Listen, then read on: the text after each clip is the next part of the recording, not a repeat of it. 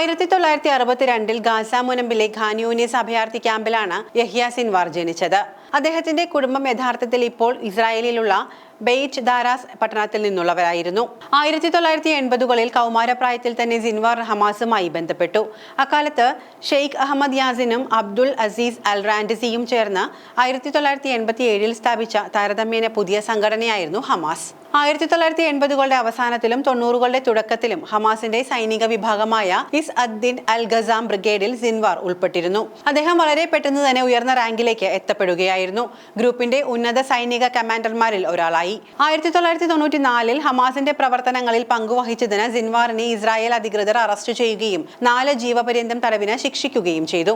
22 വർഷം ജയിലിൽ കിടന്ന അദ്ദേഹം ഹമാസിന്റെ നേതൃനിരയിൽ നിർണായക പങ്കുവഹിച്ചു. 2011 ഹമാസും ഇസ്രായേലും തമ്മിലുള്ള തടവ് പുള്ളികളുടെ കൈമാറ്റ ഇടപാടിന്റെ ഭാഗമായി സിൻവാർ ജയിൽ മോചിതനായി. അദ്ദേഹം ഗാസയിലേക്ക് മടങ്ങിയെത്തി. അവിടെ അദ്ദേഹം ഹമാസിന്റെ നേതൃത്വത്തിൽ ഒരിക്കൽ കൂടി മുൻനിരയിലെത്തുകയാണ്. 2017 ഇസ്മായിൽ ഹനിയയുടെ പിൻഗാമിയായി സിൻവാർ ഗാസയിലെ ഹമാസിന്റെ നേതാവായി തിരഞ്ഞെടുക്കപ്പെട്ടു. നേതാവെന്ന നിലയിൽ 2018-19 ഗാസ അതിർത്തിയിലെ പ്രതിഷേധം ഉൾപ്പെടെ ഇസ്രായേലിനെതിരായ ഹമാസിന്റെ സൈനിക പ്രചാരണങ്ങളിൽ സിൻവാർ ഒരു പ്രധാന വ്യക്തിയായി മാറി. തന്റെ കരിയറിൽ ഉടനീളം ഇസ്രായേലിനെതിരായ കടുത്ത നിലപാടുകൾക്കും പലസ്തീൻ ഒരു ഇസ്ലാമിക രാഷ്ട്രം സ്ഥാപിക്കുകയെന്ന ഹമാസിന്റെ ലക്ഷ്യത്തോടുള്ള പ്രതിബദ്ധതയ്ക്കും ശക്തി പകർന്നുകൊണ്ട് സമുന്നത നേതാവായി അദ്ദേഹം അറിയപ്പെട്ടു.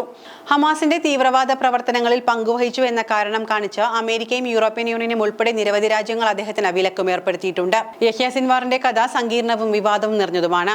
ഗാസ മുനമ്പിലെ ഹമാസിന്റെ നേതാവെന്ന നിലയിൽ ഇസ്രായേൽ ഹമാസ് സംഘർഷത്തിലെ പ്രധാന വ്യക്തിയായിരുന്നു അദ്ദേഹം. സൈന്യത്തെ ശക്തിപ്പെടുത്തലിലും ഇറാനുമായും ഹിസ്ബുള്ളയുമായും സഖ്യമുണ്ടാക്കുന്നതിലുമാണ് സിൻവാറിന്റെ നേതൃത്വം ശ്രദ്ധേയമായത്. ഇസ്രായേലിന്റെ നാശത്തിന് പ്രതിജ്ഞാബദ്ധനായിരുന്നു അദ്ദേഹം. 2023 ഇസ്രായേലിനെതിരെ ഒക്ടോബർ 7 ഹമാസിന്റെ നേതൃത്വത്തിൽ നടന്ന ആക്രമണത്തിന്റെ പ്രധാന ശില്പികളിൽ ഒരാളായാണ് അദ്ദേഹം കണക്കാക്കപ്പെടുന്നത്. 2024 ഒക്ടോബർ 16 ഗാസ മുനമ്പിൽ ഇസ്രായേൽ സൈനിക നടപടിക്കിടെയായിരുന്നു സിൻവാറിന്റെ മരണം. റാഫയിലെ തെൽ അൽ സുൽത്താൻ പരിസരത്ത് ഇസ്രായേൽ സൈനികരുമായി ഉണ്ടായ വെടിവയ്പിലാണ് യഹ്യ സിൻവാർ കൊല്ലപ്പെട്ടത്.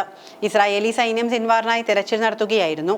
അദ്ദേഹത്തിന്റെ മരണം ഹമാസിന് കനത്ത തിരിച്ചടിയായാണ് രേഖപ്പെടുത്തിയിട്ടുള്ളത്. സിൻവാറിന്റെ മരണത്തോട് വ്യത്യസ്തമായ പ്രതികരണമാണ് ലഭിക്കാറുള്ളത്. ഇസ്രായേൽ പ്രധാനമന്ത്രി ബെഞ്ചമിൻ നെതന്യാഹു ഇതൊരു സുപ്രധാന നേട്ടമായാണ് വാഴ്ത്തപ്പെട്ടിട്ടുള്ളത്. സിൻവാറിന്റെ മരണത്തെ സമാധാനത്തിന്റെ ഒരു പുതുയുഗത്തിനുള്ള അവസരമായി ചിലർ കാണുന്നുണ്ട്. എന്നാൽ മറ്റു ചിലർ വർദ്ധിച്ചുവരുന്ന ആക്രമണത്തെക്കുറിച്ച് മുന്നറിയിപ്പ് നൽകിക്കൊണ്ട് അന്താരാഷ്ട്ര സമൂഹവും വിലയിരുത്തിയിട്ടുണ്ട്. അതേസമയം സിൻവാറിന്റെ മരണത്തോടെ ഇസ്രായേലിനെതിരായ പോരാട്ടം തുടരുമെന്ന് ഹമാസ് നേതാക്കൾ ശക്തമായി പ്രതിജ്ഞയെടുക്കുകയും ചെയ്തു.